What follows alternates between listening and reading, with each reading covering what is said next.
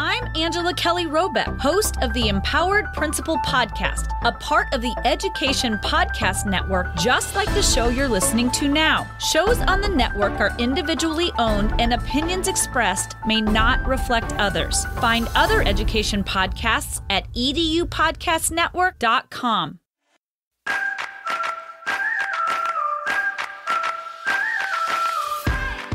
Teaching While Queer is a podcast for 2S LGBTQ+ educational professionals to share their experiences in academia. Hi, I'm your host, Brian Stanton, a theater pedagogue and educator in New York City, and my goal is to share stories from around the world from 2S LGBTQ+ educators. I hope you enjoy Teaching While Queer.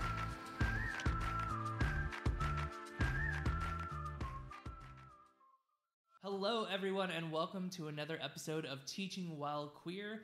I am your host, Brian Stanton. Today, I have the pleasure of speaking with Finn Menzies. How are you doing, Finn?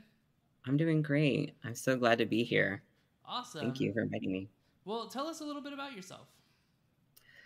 Okay. Well, I was a teacher. I just left. This is my first year in more than 10 years that I'm not going back to the classroom. But I am the kind of teacher that has done a little bit of everything. Mm-hmm. So I have taught in almost every classroom from preschool to community college. Oh, wow. You've run the gamut. Yeah. Yeah. And now I'm transitioning into coaching families with an emphasis on coaching families with kids who are showing gender diversity. That's so interesting. Right now, I'm doing a lot of research for my graduate program. I'm getting an MFA in theater pedagogy, like how we teach theater, but my research areas are really about queer theater. And one of the plays I just read is A Kid Like Jake. They made a movie about it a few years ago. And it's not necessarily that Jake has come out as transgender. It's that Jake is 4 and he likes to play with Cinderella and he likes to play dress up and all this stuff, and it just talks about like his mom's struggle with like allowing quote unquote too much of this kind of gender play at home, and now it would be affecting his life outside, like getting into the right schools and whatnot. So that's such an important thing to have as somebody to be a resource to help parents through that transition, because I think there are a lot of things that happen in my experience with students where parents just needed more help. They needed someone like you to be there along the way. So I think that's super cool. Yeah, I'm snapping to that. Yeah, I know I got to the point of my career where I felt like more of my energy and capacity was channeled towards parents than it was to even the students in my classroom. And that really sort of like made a fracture in my relationship with parents because it was distracting to the thing that I wanted to be doing. So in order to like heal that part in myself, I decided that I'm just gonna do that. Mm-hmm. Like I'm just gonna help caregivers get the help that they need to support their kids. I definitely seen over the last few years that there is a push for more parent involvement, which is adding a bunch more to the plate of educators. Yeah, especially in early education too. Yep. So before you left the classroom, you were working pre-K? Yeah, I did the last 10 years, almost 10 years, 8 years in preschool to first grade. But the very last classroom that I was in was in a blended preschool program, kids with IEPs and kids without IEPs together. Oh, cool. That's awesome. Was cool. I had a class for the first 4 years of teaching that was a blended class like that for theater, where we had students from our SST classes, which are severe disabilities, whether it's like non-communicative, non-speaking I don't say nonverbal because those students are very verbal, but they just are not able to say the words that they want to get out, or they have a cognitive disability, and we would put on plays together. It was literally my favorite time of day, every day. Oh, that resonates with me so much too. Yeah. So let's take a little trip back in time. Can you tell me a little bit about what it was like for you as a queer student? Yeah. I was a very typical brown noser. I feel like all of us might have been. I know. This is the thing, is I think that early on I realized that school was a place that you could display status or cachet, you know? And so like I wanted to be a good student because I wanted to be like valued and loved. I know that's kind of crazy, but I think I read into it at a very early age. In fourth grade, I think I got student of the month like 4 times or something. That should be illegal. Like a record at the school. Yeah. And let's see. So I think I was very lucky because I lived in a really like affluent suburban area to have also. Okay, so I'm from Orange County. Okay, and I'm from Whittier. You are? Right there on the border. Yeah. Okay, so you probably understand. It's progressive, but that's only a veneer, and then there's like this covert and sometimes overt conservatism. But I think I was lucky in that I didn't really have exposure to that in my really small elementary school. And so from kindergarten to about 6th grade, it was just unspoken. So I will say there was no representation. Nope. 0. Like we didn't read one book with a queer character. There was no curriculum around queer people. There was not even the sense that kids could be queer. So that was not available to me. So I had no mirrors, and I was in charge of the tickle train with all of the little girls during story time. Like there was like an intimacy that was definitely blooming out of me from a very young age that wasn't hindered. So that was good. But then when I got older and like I was also early to start puberty, that's when like the slurs started happening and rumors. And I think the way that I coped with that is that I masked with a very binary performance of the gender that I wasn't, just to protect myself. So does that mean that you was fluid to hyperfemininity? Yeah, I was like a mean girl. Oh, okay. I know, which is like, you know, the antithesis of like my authenticity, you know, of my alignment. But I think I just did it like because it was a dog eat dog world, you know, and it just felt I felt so much shame, I think. So I did that for a little while. All the way through high school, it was kind of like the weird clown in the cool group. And then it's only when I got to college that I really like detoxed from all of that. And you know what's interesting is it never occurred to me, not until I was an adult, that teachers may have been able to play a role in helping me. I didn't even know that teachers could do that for me. That's wild. It's so interesting because I think that society has been so heteronormative, and so like so many teachers will be like, or at least when I was a kid, would talk to us about like just, you know, heteronormative relationships and whatnot. And I think you're absolutely correct that if there had been even one person who talked about something just even slightly non-heteronormative, it would have made the process so much easier. So much easier because I would have had like a reference point one reference point to say like, oh, this feels resonant for me. I mean, and it was like definitely coming through all the cracks. Like, I always had very intense, like, platonic relationships. And I mean, for my 17th birthday, I took all my friends to Ellen, you know. That's fun.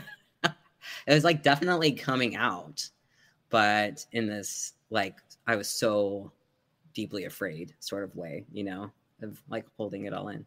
Yeah. And it didn't come up. It didn't come up at all. We didn't even read,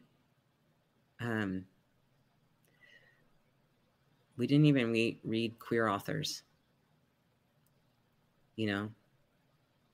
Yep. So like there was really, now I'm, you know, just by talking to you, Brian, I'm realizing it wasn't just negligence, because if that were true, there would have been some. It was like definitely purposeful. Yeah, absolutely. Yeah. The curriculum was purposely built in a way that the representation didn't exist. And I would be willing to say that even like from where I'm from in Whittier, so Whittier is a suburb of LA for those of you who are not familiar, and then Orange County is just south of all of that.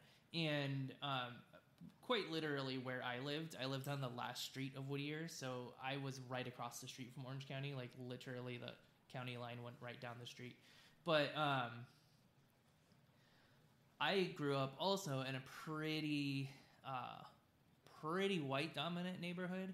And so it's interesting to me because like you have Black History Month and you have there was a lot around Cesar Chavez because Southern California, that's where the union movement happened for farm workers and all the work that he did. And so I know those people, right? I know Martin Luther King, and I know Cesar Chavez, and I know I'm going to choose the big names so that you're aware of them. Never did I learn about a queer person. And then quite literally outside of, you know, Cesar Chavez Day and Black History Month, the rest of my curriculum had nothing in it about any other culture other than a white dominated culture. So it's very interesting how like the curriculum really is structured that way. I actually just was finishing earlier watching a reel where someone is breaking down a potential curriculum coming to Florida, which is literally billed as curriculum to fight the leftist agenda. And it's supposed to go into classrooms, and these terms like indoctrination keep coming and keep flying at the LGBTQ community. But quite literally, like, everything from the media to the curriculum was really white and really heterosexual when I was growing up. And we're all still here, being ourselves. So, like, the idea of indoctrination and the idea that, like, you could just omit people from the curriculum and it'll make them go away is just so wrong. You know, isn't it wild? Actually, yeah, so much of my life has been like in review. And what I mean to say is that I feel like when I was in my mean girl phase, I was very disassociated from my body. So memories weren't absorbing in the ways that they do now, because I wasn't like really in there, you know? Is it kind of like watching yourself from the outside? It is kind of like that, yeah. It's like watching yourself from the outside. And so, yeah, so I have to sort of like recollect my childhood. And so I've been doing that for the last, since 2017, when I started my medical transition. And I realized as a grown-up that my 6th grade teacher was a gay man. And I was talking about it with my mom, and she was like, yeah, like very obviously a gay man. But I had no like sense of what that was because there was no conversation around it. And so I bring it up to say, like, it's wild to me that there absolutely are queer children in every classroom. 100% there is. And there's also queer teachers. And how wild would that be, you know, in the 90s? Like, just post the AIDS pandemic to be like teaching and feeling this hole around, like, you can never tell anyone who you are. So it's not just kids who don't get to be themselves or see themselves. It's grown-ups too. Yeah, absolutely. And I think that time period was particularly fraught, because I remember when I came out, like, the first things that flew out of my mom's mouth was, "I don't want you to get AIDS and die." And it's like, No. there's so much stigmatization that was heavy at that time, still from like the early 80s when Reagan was in office doing all of that anti-queer stuff. Like, here I was in like 2000 or 2002 having this conversation, and it's still lingering heavily in the air from Hallelujah. almost So 2 decades. true. Yes. Like, that fear from all that anti-queer legislation from the early 80s was still so present in our bodies. And I think because it was so present in our parents' bodies, so the information that they were giving us was like so fear-based, you know? I think that's why, I think you make a good point of like why progress is so slow, is because even if like there was an event 20 years ago, people are still processing how they feel about that event for so long that all of the socialization that you're getting from it, like you're still metabolizing it years later, you know? Yep. And I think there's something to be said about like generational trauma as well as like communal trauma, because I think about the fact that like literally every time I read or watch something that has to deal with that time period, my heart just breaks. Like I am reliving it when I was, you know, a newborn, and I had no idea what was going on. But like as an adult, I feel like I lost something because of that time period. And so this like communal trauma or generational trauma, I think, plays a lot into it, because these fears for people get perpetuated as they get handed down to other people, and that's why it takes so long, is because you've got these fears that you're handing down. It's like those wonderful memes of generational trauma where it's like great-grandparent yelling at grandparent, grandparent yelling at parent, parent yelling at you, and you stopping it and saying like, "I love you, you're beautiful, you're amazing," to your own child. Like, it takes how many generations to break the fear of one inciting incident? Yeah, absolutely. Yeah, I know. Like, okay, so I've said a couple times already in this interview, like, I had no reference of queer people. And you know what? My own uncle was a gay man. No way. Yeah. Like, that, isn't that so this is so It's just one of those things that he didn't talk about. Well, I was born in 1986, and my uncle died of AIDS in 1988. So I didn't know him, and that wasn't talked about. And when you talk about like this inherited trauma, when I came out to my mom the first time, my mom is so wonderful. It takes her a minute to process, and then she gets vulnerable and she's able to share some of her life so that I understand her lens. She told me that she wrote in her diary, "I think my brother's gay." And then her best friend read that and said, "You should burn that. You should burn your diary so that no one ever sees it." Like, I think it scared my mom, like, for her physical safety. So that was what was traveling through my mom when she was teaching me. So she never said like, "I'm going to clip your wings," but she did say like, the world's a scary place for queer people. You know what I mean? Yeah. And you said when you came out to your first time, so did you come out as a lesbian and then in 2015, 16, 17? Yeah. Gotcha. Yeah. Exactly. Yeah. The first time I came out was Thanksgiving. And yeah.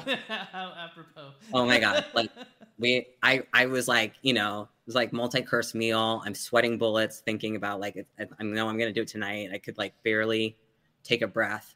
And then like finally after pie, I was like, Mom, I got to tell you something. And I just started like hysterically sobbing. You know, it was different back then because you really have to like work through all of that pain and fear to say what you need to say. And my mom's response was, on a scale of 1 to 10, I'm surprised to 0 at this information.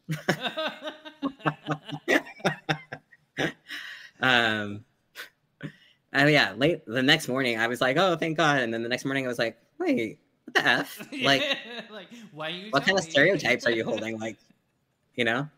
The second time coming out was a lot harder, actually, because my mother and I really bonded over being feminists. And she comes from like second wave, you know, like a radical femme who's like, men are kind of gross.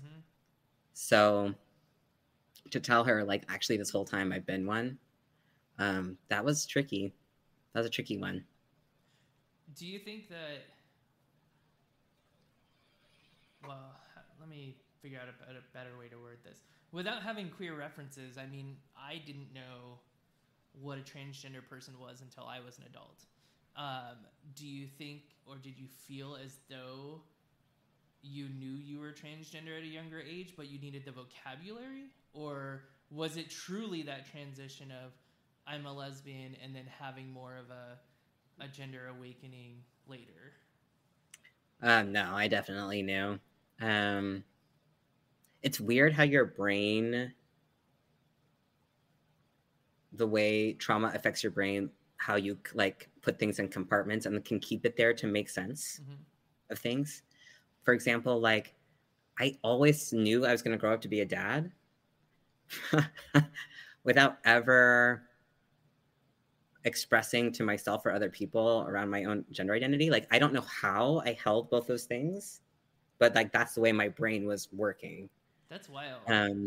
And I remember like very vividly, like early on, I've always been a romantic. I'm a poet. So even as an early child, like just professing love to women as a man, you know, in my dreams, I was always like trying to stand up to pee and getting pee all over the place, urine all over the bathroom. Like I definitely felt like I was a little boy on the inside, but I didn't know how to tell anyone else or even myself that. And, you know, I was telling you how I like was able to be myself mostly up until like around puberty. Well, around puberty is also when I saw Boys Don't Cry. That movie effed me up. Like, I think it really did traumatize me, because what I learned from that was, if you are this way, like you will be hurt, you know? And I think the way that I internalized that is that it just went so deep. Yeah. And then it wasn't until I think I met my first trans person and saw that they were thriving, that I even let myself ask the question, you know? And it took me a while to even process that question. I mean, my first thing I asked my therapist, because I don't know if this is still a rule, but before you could start testosterone or get surgery, you needed to go to therapy for a year. So the first thing I asked, therapy requirement still exists. I just don't know. Is that still true? Yeah. Gross gatekeeping. Anyway, he was a trans person, and I was like, what I don't understand is like why my body is telling me that I'm this thing that causes so much harm on planet Earth. Like how, like, why do I want to be a man, you know? Yeah. So I had to do all of that unlearning and healing around like, there's lots of ways to be a man, infinite ways to be a man. That's so interesting. Have you seen the Barbie movie? Have I seen what? No, I haven't seen the Barbie movie yet. Okay. It touches on this topic a little bit. So those of you who've seen the Barbie movie will kind of get that vibe. But that it really does focus on like, what does masculinity mean? Yeah. Oh, I'm so excited. Yeah, it's a good. I thoroughly enjoyed it. But I won't give any spoilers away because that's just rude. But this idea of masculinity is so interesting because that's another, like, I was talking about that curriculum in Florida. That's one of their lessons is like, it took real masculinity to fight the Nazis. And it's like basically trying to teach that toxic masculinity doesn't exist. Yeah. And so it's funny because that idea of, and I guess like the outrage, I guess that's happening with the Barbie movie. Like people are saying that the movie is anti-man or anti-men, when quite literally it's really anti-toxic masculinity. You know what I mean? It's anti-patriarchy. And the fact that it is so closely identified as that means it's anti-man just tells you how ingrained that is, which is the same situation that you went through. Like, all of these men have done horrible things throughout the history of this world. Like, why associate with that? And just learning that they're, what about those other men who did the good things in the world? Yeah. That's exactly it, is that we've overlaid what we call masculine traits so closely to our bodies and ourselves that we can't tell the difference. Mm-hmm. And there is a difference. And I think that's one of the reasons that I wanted to be a teacher, actually. I couldn't even articulate it early on in my teaching career, but I knew that I wanted to be a mirror of a man who had the skills from being socialized as a woman. So like talking about feelings, holding space for someone else, tenderness, gentleness, quiet. Like I wanted to show that a man could do that.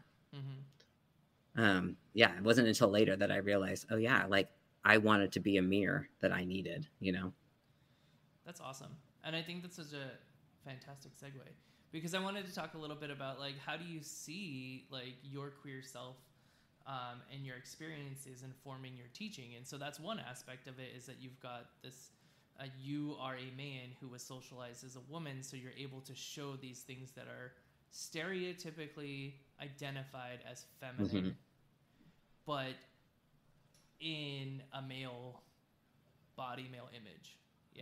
Yeah, exactly. That's wonderful. How else do you think that your experiences have impacted your teaching? Well, I think that I was often teaching kids 3 to 6 years old. I did most of my teaching with those ages. And the trope, like boys will be boys, that never was a thing in my classroom. Ooh. So I think being who I was allowed me to have a higher bar for boys, but in both ways, not just around their behaviors, but also around what they could ask about in relationship with each other, Mm-hmm. And so,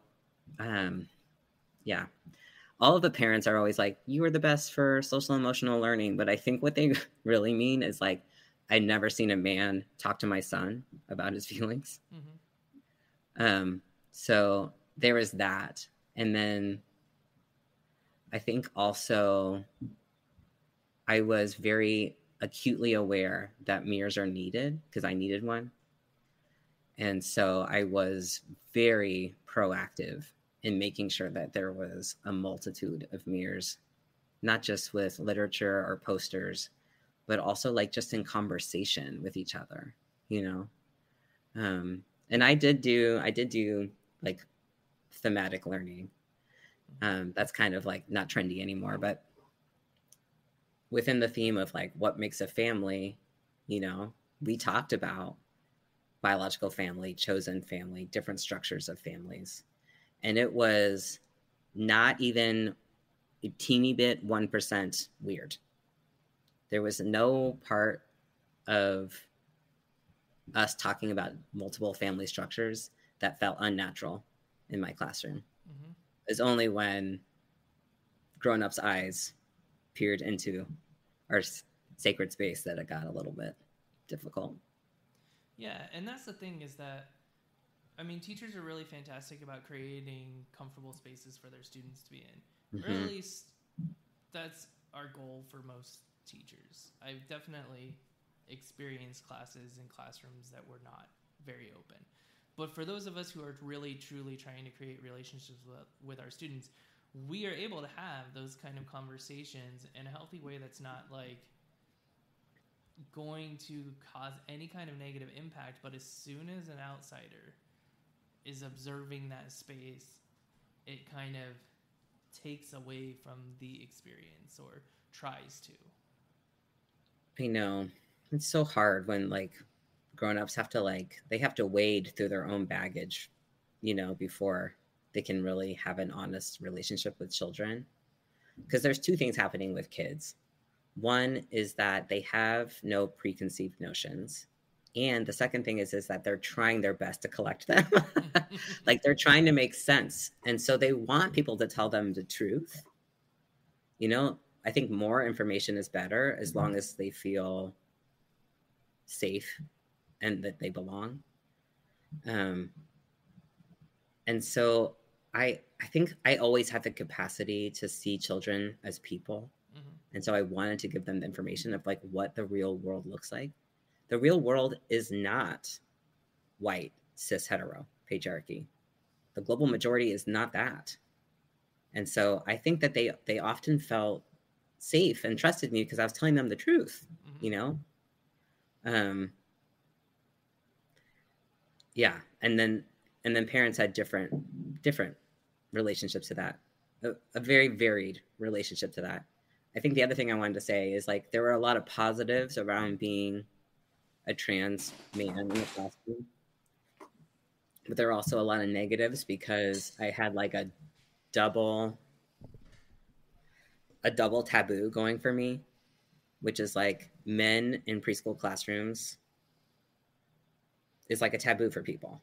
Like they feel, some grown-ups feel like that's an unsafe thing, and then to be a trans man on top of that, there definitely were parents thinking that I was trying to indoctrinate, for sure. Well, what's interesting to me is like just the evolution of teaching, because in America for a long time, men were the teachers, and then the roles switched to women being the teachers.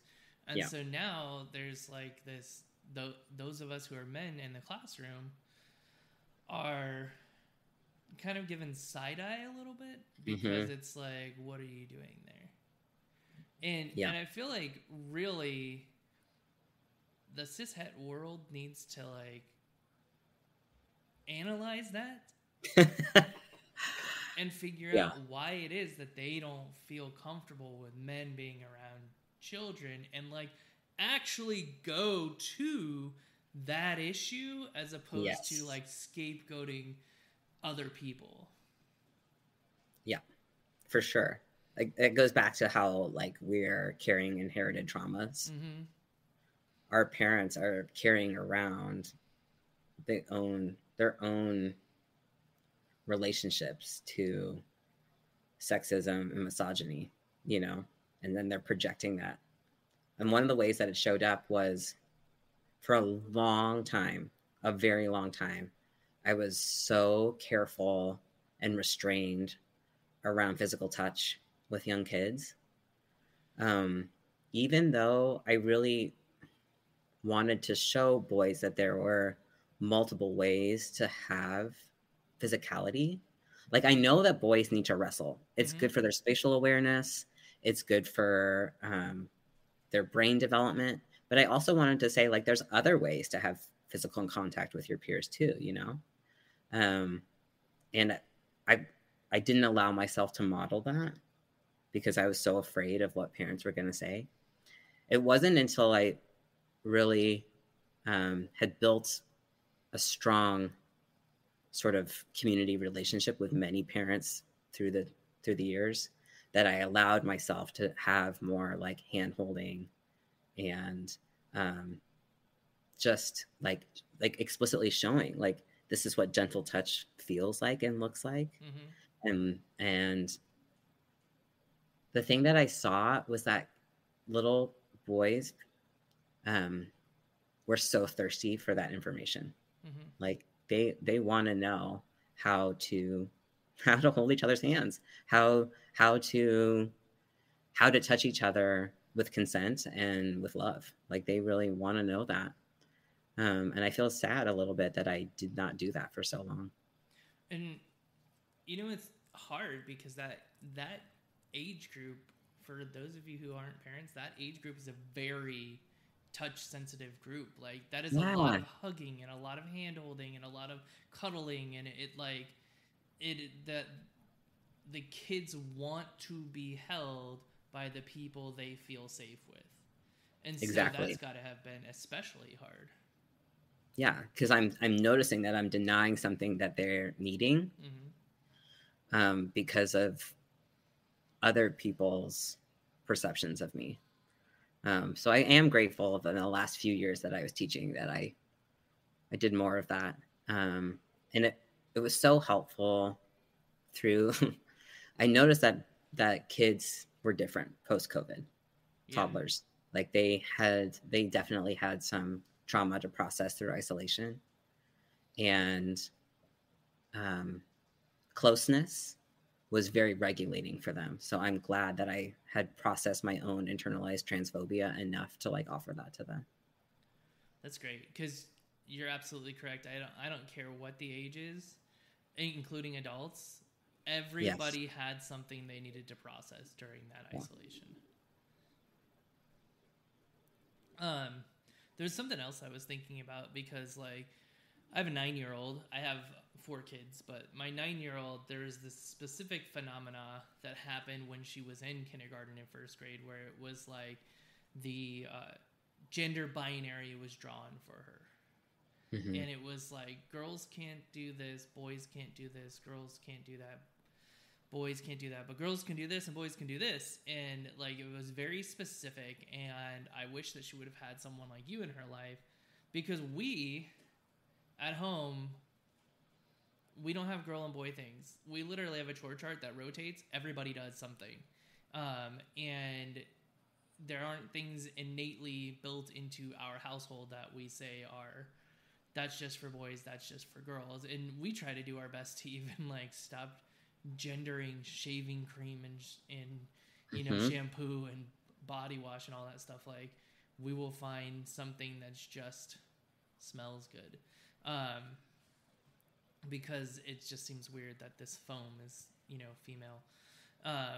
This foam is female foam and this foam is male foam. I know. But I think it's so interesting that it really was weird for us to experience her having learned the binary at school, because at home it didn't exist. And she like came home one day and it was like, well, I can't do that because that's a boy thing. And I was like, well, I don't care. You go outside and you do that. And like, even to at some points we have to like explain to her that like some of the things she's saying or learning from other people directly impact our family, in the sense that like, my husband and I, at the time I wasn't non-binary, so that my husband and I were married and we were a gay couple. Yeah. And so if you're trying to tell me that boys and boys can't get married, then what about your own house, Yeah. Sometimes people say things and they're not true. I know. That's why,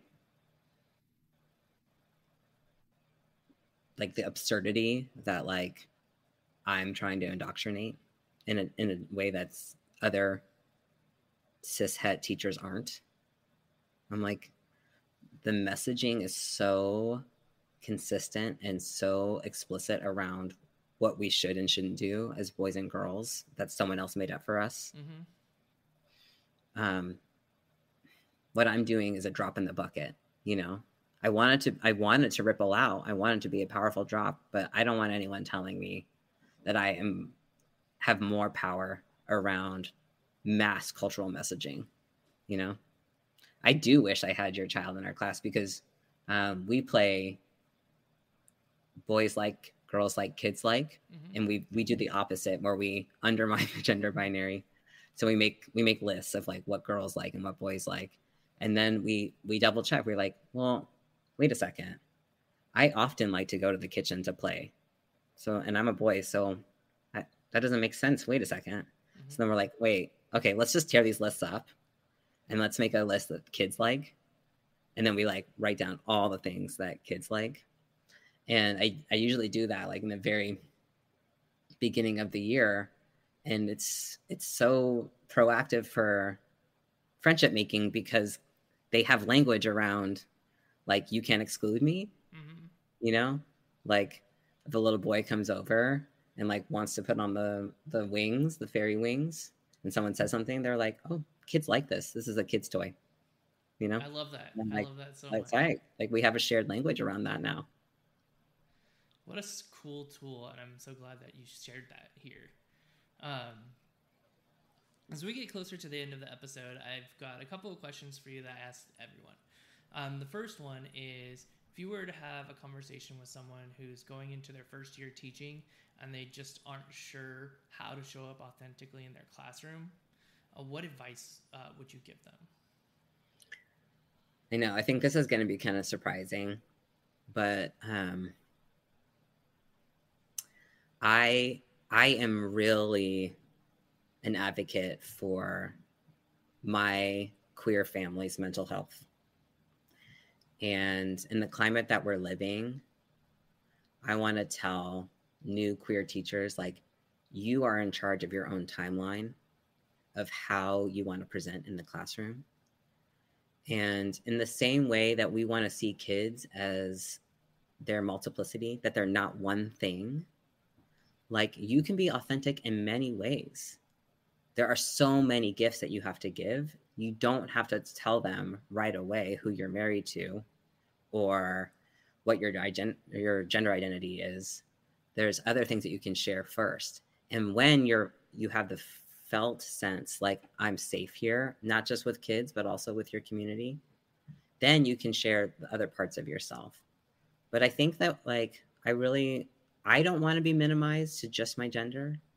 I want to be all the things. I don't want it to be neglected or shamed, but I want people to see myself as whole, and we want to see kids as whole. So allow yourself to be whole, you know, which I think is to, like, sort of transmute the perception of, like, I have a dirty secret. Like, you don't have a dirty secret. You have just one piece of you that you can share on your own time. I think that's what I would tell them. That's the thing that always drove me crazy about the coming out process, is when people would turn it on you like, I can't believe you kept that from me. Well, it was none of your business. I had to tell you in my own time. Yeah. And I think that you are not far off. Like, I've asked this question several times to several people, and I think we always come back to, you have to do what you need to do to be safe. Yeah. And only once you feel safe do you go further in how you want to express yourself. Yeah. And that's not to say, like, so I had a little kid tell me that they were trans. Like a little one. Yeah. I mean, they didn't know the word trans. Right. But they were saying, like, I'm a girl, you know. And they had very supportive parents. So it was a very beautiful and healing process to do that with that kid and that family. But I got to fulfill a meaningful thing in my life where I got to say, me too, you know? Yeah. So it wasn't like I was just sharing it out, like, on my About Me page on my newsletter, but I got to share it with a child who needed me at that time. And I think it's not like a binary or a black and white, you know? Like, you can share when you're needed, you know? Right. And you can choose who you share with. Yeah, that's right. It doesn't have to be all or nothing in the classroom. Yeah, that's right. What do you think that schools, and this includes the school community, so parents, administrators, community members, what do you think that we can do to make schools more inclusive for 2S LGBTQIA students? It's like such a big question. Yeah, I've I, been told it's the thesis question. I wish that. Okay, so you know how like teachers, they over time start to like really dread that last 2 weeks of their summer where it's time for like PD time. Oh, you mean this time right now? We're in the middle of Like this time right now. We're a week before August, folks. So this is the time. Yeah. So sorry, like content warning. I'm talking about professional development during summer. Instead of like focusing all on the like new adopted math curriculum, like there needs to be some like fundamental training around how gender identity is developed and how our identities are developed in general. And so like developmental milestones and then shared language. So like not just a mission statement, but like how do we talk to kids around their identities? How do we talk to their grownups around their identities? And so that way it's not, so teachers don't have to make decisions in the moment, right? Because that's not how grounded decisions are made, especially if they don't have background knowledge. So like, I really wish that all teachers understood how identities develop in young children and then give them some language of how to talk about it. And that way, and then they know that their administrators are supportive. Like it's so dangerous to put teachers out there trying to advocate for queer kids without knowing where their school district or administrators stand. So like, yeah, develop a shared language so your teachers can use it. What I think is really wild is that in Texas, there's been this huge pushback against the use of pronouns. The use of pronouns, which is like a requirement for language. Anyway, the curriculum for that came from the Texas Education Association. Like there was a professional development in which we were all required to learn how to properly address students who are transitioning in their gender or experimenting with their gender. How do you use pronouns properly? How do you refer to the student? Like, that idea came up, and then there's this huge parent pushback on it. And so I think that you're correct in that the conversation isn't how do we use pronouns, it is what does gender development look like? What does identity look like? And I'm excited because I am going to be moving to New York soon, and there is curriculum that is created for middle schoolers and elementary kids where they have classes talking about identity, their own, like recognizing your identity, understanding other people's identities and being respectful of them. I'll be teaching a course at a conference for an organization called character.org in November, and it's going to be about authenticity in the classroom and how to make your classroom a place where everybody can be themselves. And it was funny because I had to adjust how I put my title and description in, because we wanted to be sure not to trigger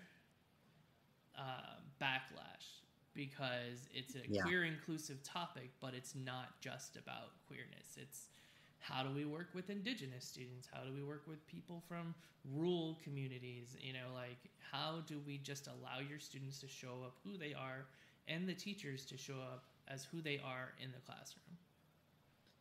Yeah, that's another thing. I think the last thing I'll say is that I think we're all tired of the narrative of parents who have queer kids saying, if only I had known how harmful it was to closet my child, I would have never done it. And I want to hear more of the narrative of, I know how to empower my child, and I know the risks that come when I don't. Because they are serious risks. Well, I mean, the data is there. Yeah. So for people to be like, if I would have known, like, you should have known. Like, there are statistics, right? There is quantifiable data that exist, And that's where you have to get past like belief to look at facts. Yeah. And so, and that's a controversial topic right now because facts, according to anybody, can be made up. Yeah. So I'm going to take the opportunity at this point to allow you to ask me a question. So if you have a question that you would like me to answer, it is your time to take the mic. Okay. I think my question for you is, when did you feel most loved in school? So I talked about this in the trailer for my for the podcast, and this is as a queer student. My like days before my freshman year, and I was born in September, so like I was 13, and like my birthday was the Tuesday after school started on Monday. Days before my freshman year, my boyfriend at the time, his mom outed me at school, at home, and then transferred him to another school. And we had met and started seeing each other because we were in band together, and you have band camp, and band camps of, you know, you're spending all this time together and whatnot. And so there was a lot of hate that I was getting from the actual band members of being like, you're the reason that he's gone and all of this stuff, when like in reality it was his mother who was not mentally sound, and later on there in life there were other things that popped up because he and I are still connected.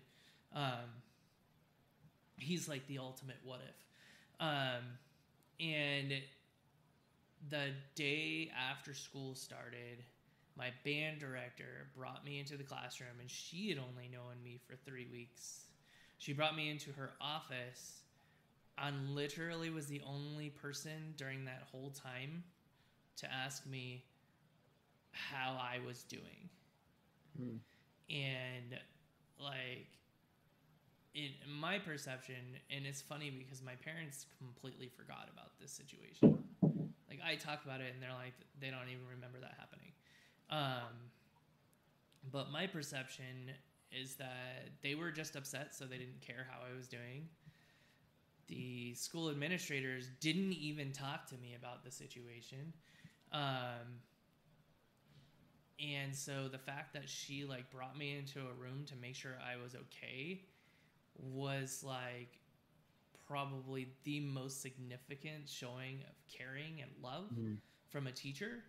And like, she didn't even realize that, like, she doesn't remember the conversation, and I'm still connected with her because we both work as arts educators.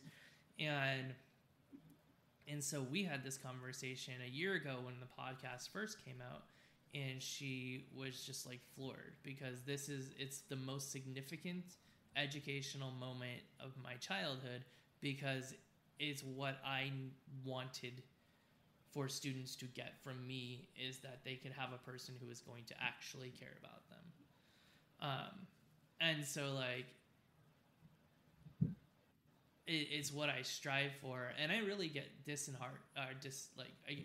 heart breaks when I have students who have said to me, like, you know, they do like in high school, they do like feedback. It's almost like rate your professor, but it's school condone.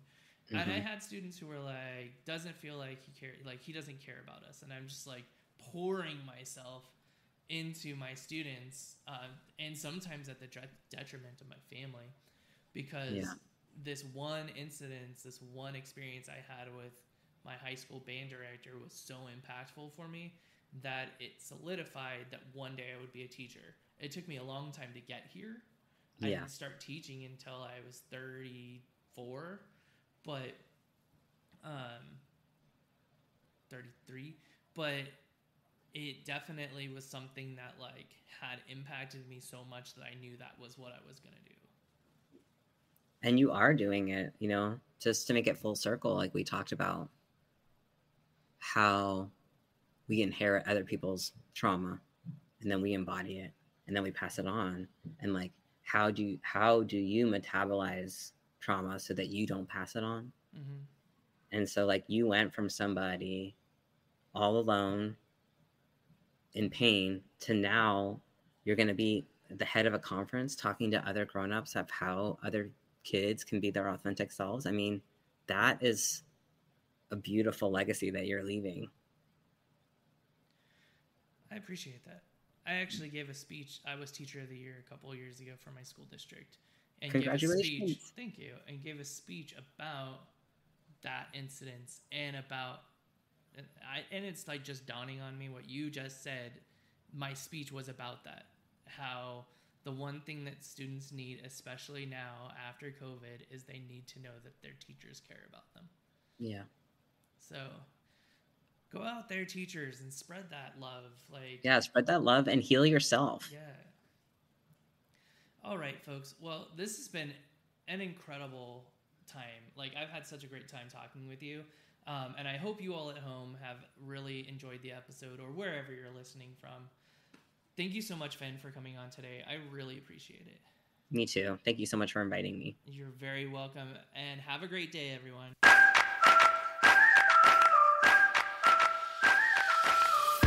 Thank you for joining us on this episode of Teaching While Queer. I hope you enjoyed it. If you did, make sure to subscribe wherever you listen to your favorite podcast. Leave a review, and that would help out tremendously.